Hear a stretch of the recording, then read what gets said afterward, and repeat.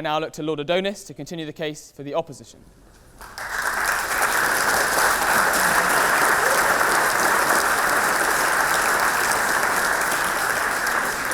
Mr. President, I appear to be becoming a semi-permanent fixture at the Oxford Union, for which I apologise.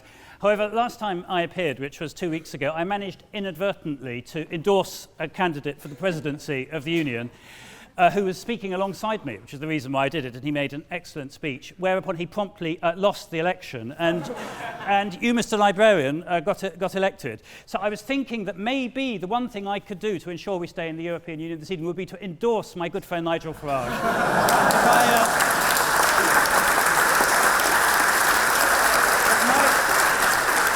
That might ensure that his final takeover of the Conservative Party, which is well advanced at the moment, isn't fully consummated. However, Mr. Librarian, I understand from my researches on Wikipedia that you are something of an expert at impeachment.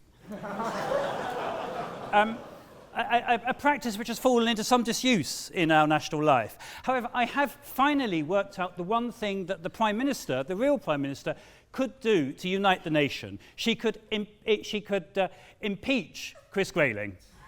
If he was impeached, then that would indeed unite the country, since the one thing which the country is united on at the moment is that nothing that Chris Grayling touches ever works, which is why it's so wonderful that he continues to promote the Prime Minister's deal. Now the sentence for impeachment was never quite settled. I mean, it used to be being hung, drawn, all kinds of terrible things used to happen in times past for impeachment. I'm told that now, I was told by President Tusk, so it must be true, that the sentence for impeachment now is to be sent to hell. Because do you remember he told us there was a special place in hell for those people who were responsible for Brexit. Now, can I let you into a secret? I'm an Anglican, so not only do I not believe in hell, I don't actually believe in anything to do with religion. But there may be some Catholics here who do believe in hell and who believe that that there is a place of fire and brimstone and so on. And I am told that many of the Brexiters are very, very eager to get there. In particular, one Dr. Liam Fox is there at the moment. He is trying to negotiate a trade deal with it as we speak, on the grounds he cannot get a trade deal with anywhere where there are the living, so one has to seek the dead.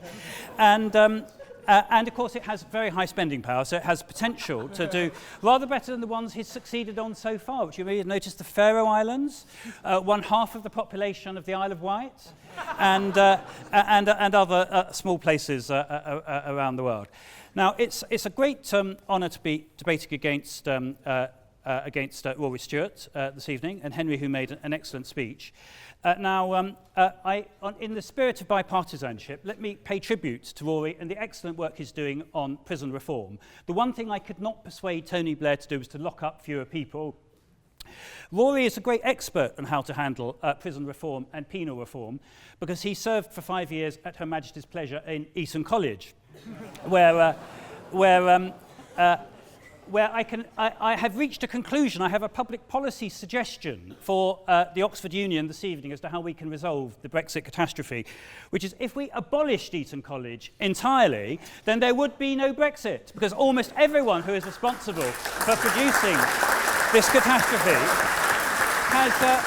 has come from that institution.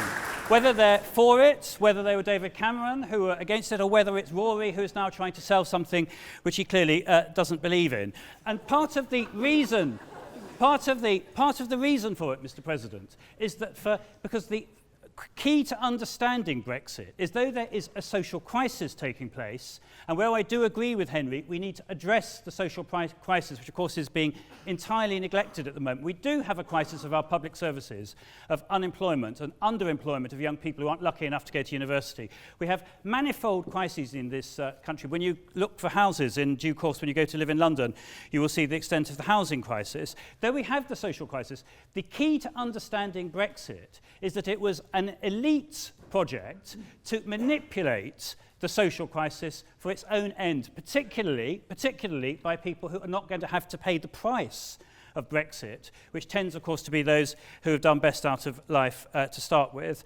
And whilst I believe, because I'm a politician too, that one can trade second-order issues in order to build coalitions and agreement and so on, and I said last time, Mr. President, when I was here, that in between my 2 elections to become a member of Oxford City Council, which was the high point of my elected career, I changed my position radically on the fate of the Kebab vans of Oxford. Because one year I stood in the student ward where I was fully in favour of the kebab vans. I then stood in a residential ward the following year where I thought we needed a review of the kebab vans because they were causing such problems to the community life of the city. When it comes, though, Mr. President, to important matters which affect the life of the country, you should and ought to expect your politicians to be consistent, to stand for big and fundamental principles, and to lead. And leadership is at the root of politics. Now, Rory, this is what Rory said before the last referendum. This is what Rory said to his constituents in his beautiful constituency in Cumbria. I have decided to vote to stay, Rory said. I have decided to vote to stay. I will do so because of things I care about in this constituency, such as financial support for small farmers and the environment. I will also do so because of things I care about nationally, such as keeping Scotland in the Union. And I will do so because of things I care about outside Britain, such as European security. I find it instinctively better, as a rule of thumb, to build things together rather than to break them apart. Now, Mr. President, can I say something to you this evening? I agree with all of that. I agree with keeping Scotland in the Union. I agree with European security and not playing fast and loose with our security and giving a free pass to President Putin. I believe, as a rule of thumb, in building things together rather than breaking them apart. And, Mr. President, ladies and gentlemen, that is a reason for continuing to support Britain's membership of the European Union and to support a further referendum now that we can see the terms of our membership. And my proposition to you this evening, which is a fundamental proposition, is that 3 years ago, the British people, those who are allowed to vote, and I, by the way, in favour of votes for 16 and 17-year-olds, so is the overwhelming majority now of audiences I go to address. 3 years ago, the British people were asked to vote on 4 words: leave the European Union. Now, we have a 580-page withdrawal agreement.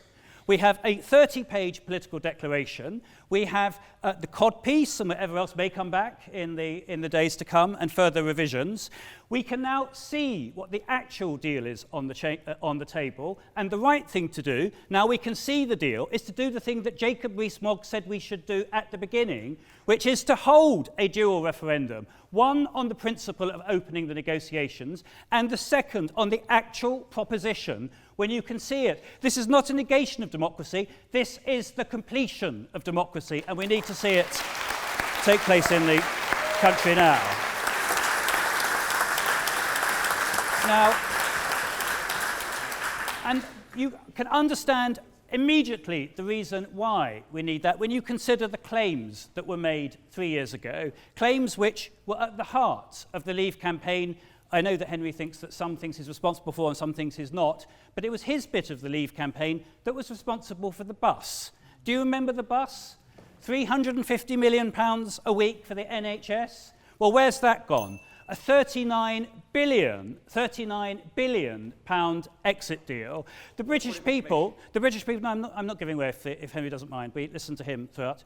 The British people should have their say on whether they want the 39 billion. Now, the trade deals. Do you remember all of those trade deals which were going to be ready for signature 1 minute past Brexit Day?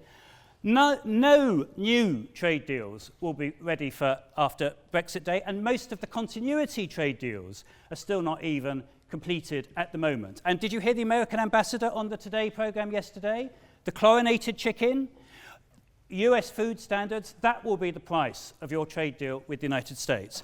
Do you remember the 7 million Turks who are imminently invading the country the day after Brexit? Well, I don't know where they are. Maybe they're hiding in the Oxford Union somewhere and they've yet to be discovered. But the truth of the matter is that the huge scare that was put about on immigration was not correct either. Now we can see the facts. We've got the withdrawal agreement. We know what the political declaration is going to be. We should hold a referendum now on that. And the idea that by voting through this agreement now, you bring certainty is the biggest lie of all. If this agreement is voted through, we will have years and perhaps decades of uncertainty to come. The withdrawal agreement, which Rory is going to defend in a moment, it only lasts until the end of 2020.